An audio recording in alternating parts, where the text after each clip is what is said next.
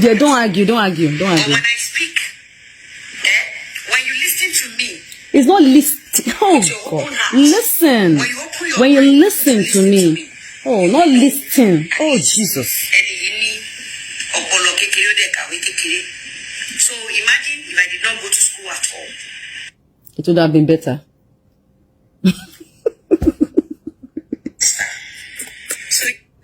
Oh my God.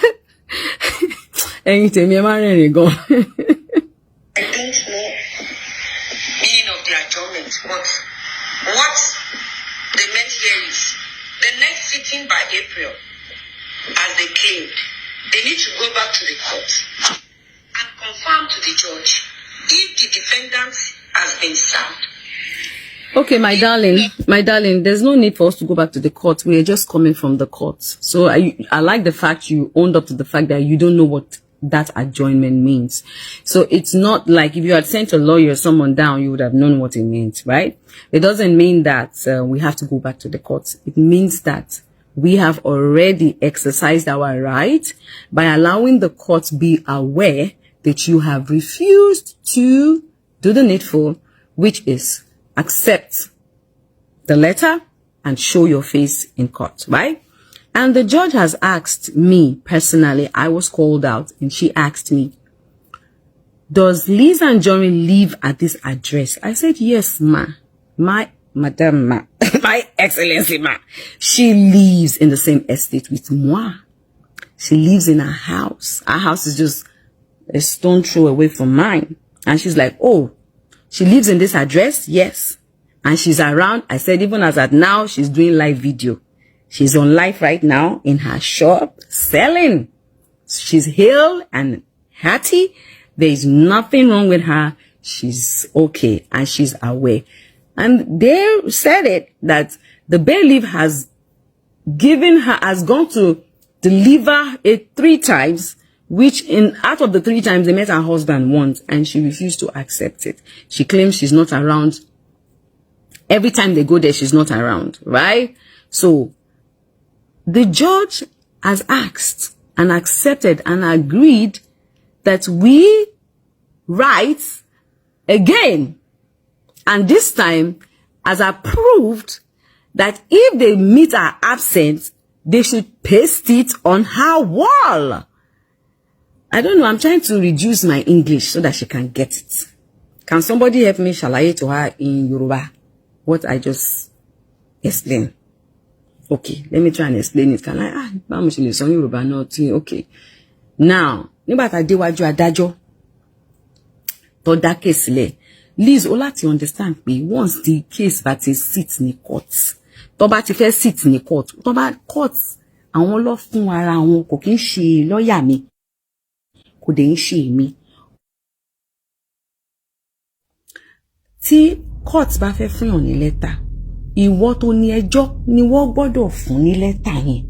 Ìwọ ló gbọ́dọ̀ gbà, kò sẹ́ni tó lè bẹ́ gbà. Ẹbí ará kankan ò lè bẹ́ gbà. Olólùfẹ́ kankan ò lè bẹ́ gbà. Ìwọ ló máa. Then wọ́n máa wá lẹ̀ sí gbogbo wájú ilé ẹ̀. So tí ìgbà lẹ́tà. Ṣùgbọ́n court láti sit because court ló mú lẹ́tà wá fún pé àwọn ẹjọ́ kan wà tó fi wá sùn, tó fi sùn ẹ́ o.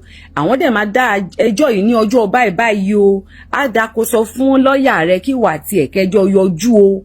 Wọ́n wá lákọ̀ọ́kọ́ wò bá ẹ̀. Wọ́n tún wá lẹ́lẹ́kejì wò bá ẹ̀. Wọ́n wá lẹ́kẹta wò bá ẹ̀. Kọ́ọ̀tì máa síìtì. Tẹ́lẹ̀ mi kò ṣe tí wọ́n á ran ilé tí pé bóyá ò rántí pé lẹ́tà tó ń mú wá fún ẹ látọjọ́ yìí tí ò tí gbà. A máa ṣẹjọ́ yẹn lọ́jọ́ kejì o. Ó ti yẹ. Tó ẹ̀ mo ṣe tún ṣe láìfù fún ẹ pé mo ti wà ń bí o. Number 6 ní case tiwa o. O sì lè máa sáré bọ̀ o. Kó má ní mo parọ́ ọmọ ẹlẹ́yìn o. Ó ti yẹ. Ṣùgbọ́n nígbà tó wá òye wà, àwa náà mọ̀ pé ò ní wá torí pé ìdí tó ṣe ti gba lẹ́tà yẹn lọ́wọ́ wọn ni pé ò fẹ́ wá náà ni. Kò yẹ àwa mọ̀ pé ó máa ṣe bẹ́ẹ̀. Lèmi ṣe lọ ni mo ṣe wà ń bẹ́ẹ̀. Kọ́ lè bá mọ̀ pé ọ̀rọ̀ yìí ó ní kìkì ńná. Ìyábọ̀ dédé lọ kọ́ọ̀tì. Ẹjọ́ yẹn láti jẹ́ pé ó ṣe gidigidi gan ni. Ó ti yẹ ni mo ṣe lọ. Bàtà dájọ́ dẹ̀ ti rí bẹ́ẹ̀ lọ fi pè mí jáde. Mo dìde mo dẹ̀ sọ̀rọ̀ pé fẹ́ ní tòótọ́ George ò béèrè pé bóyá o gba lẹ́tà. George mọ̀ pé o gba lẹ́tà nítorí pé àwọn ló mú lẹ́tà wá fún ẹ tó o gbà. Ó kàn béèrè lọ́wọ́ mi pé ṣé o ṣì ń gbé ní àdírẹ́sì yẹn làwọn fẹ́ mọ̀. Mo dẹ̀ ní bẹ́ẹ̀ ni mà, o ṣì ń gbé ládírẹ́sì yẹn. In fact àdírẹ́sì ṣọ́ọ̀bù ẹ gan, o ṣì wà ṣọ́ọ̀bù ẹ báyìí tó ń ṣe live tó ń tajà. Ẹgbẹ́ ilé mi wá bẹ́ńbẹ́, wọn ò ní láti bẹ́ńbẹ́. Wọ́n bá ti débẹ̀ kọ́ṣà ti lẹ̀ sí gbogbo ògiri kọ́dẹ̀ ti rìkọ́ọ̀dì ẹ̀. O lè wá nípa orí ẹ wú o fẹ́ bá jọba ṣẹjọ́, o fẹ́ bá kọ́ọ̀tì George ṣẹjọ́, kò wá ní tí bailiff bá débẹ̀ kó má jẹ́ kó lẹ̀. Ìyẹn ìwà tí George lẹ́jọ́ ní ẹjọ́ yẹn. Ìwà tí kọ́ọ̀tì lẹ́jọ́ lẹ́jọ́ èmi àti ẹ̀kọ́ bí èmi àti ẹ ṣe wà ń sìn. Ẹjọ́ ta tèmi àti ẹjọ́ ní ni pé Lizzy sọ báyìí nípa mi. Ó sọ bẹ́ẹ̀ àbó ò sọ bẹ́ẹ̀. Ìyẹn ni ẹjọ́ tèmi àti ìwọ́jọ́ ní báyìí. Ó gba lẹ́tà ó kù sí ọwọ́ ìwọ àti kọ́ọ̀tì báyìí. Bí o máa wá fojú tẹ́ńbẹ́lú George ní o, bóyá mi mú ohun tó fẹ́ dá lára ní o, ó ti yẹ ẹ̀sìn. Ṣùgbọ́n ntẹ́mi mọ̀ ni pé àwa ti wá tún lẹ́tà yẹn kọ báyìí. A dẹ̀ ti fún kọ́ọ̀tì báyìí. Kọ́ọ̀tì dẹ̀ ti approve ẹ̀ báyìí. Bailiff yóò dé lé ẹ. Bó dé bẹ́ẹ̀ lẹ́ni yóò dé bẹ́ẹ̀ lọ́la. Bó dé bẹ́ẹ̀ lọ́la ló dé bẹ́ẹ̀ lọ́túnla. Ó ti yẹ ẹ̀sìn bẹ́ẹ̀ ni. Estate kan náà lájọ ń gbé.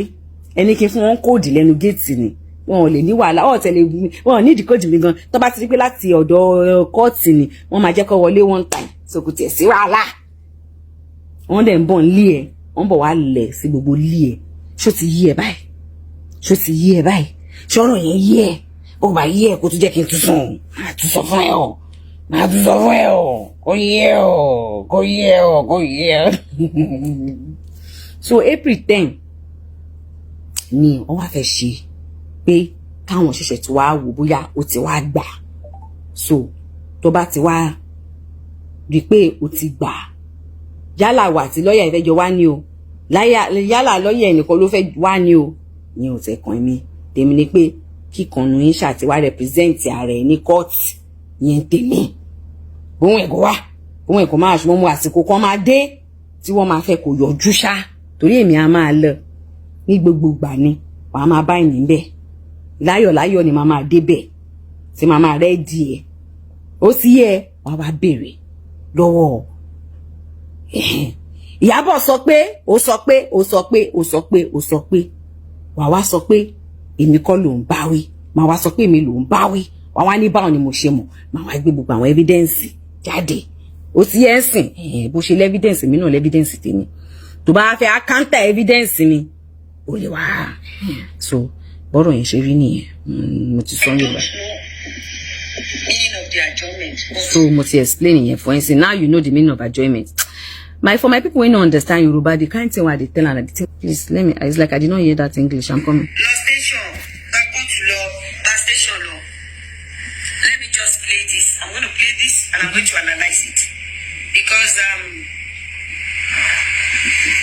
social media has made our society to be very fragile. Social media has make our society to be a very fragile. Social media has made, or social media has made. Passing wrong information, not giving people. Social media. Let me just play. For playing that, because that shows that I am the secretary. Thank you for playing that. That's my lawyer's voice. She just played. That means it is me you have been referring to. Thank you so much for playing that. Oh my God. Gay.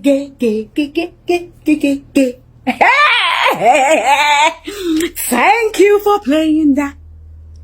Thank you for playing that. It means that is me you have been talking about. Thank you for playing. Thank you. Force you to come to court.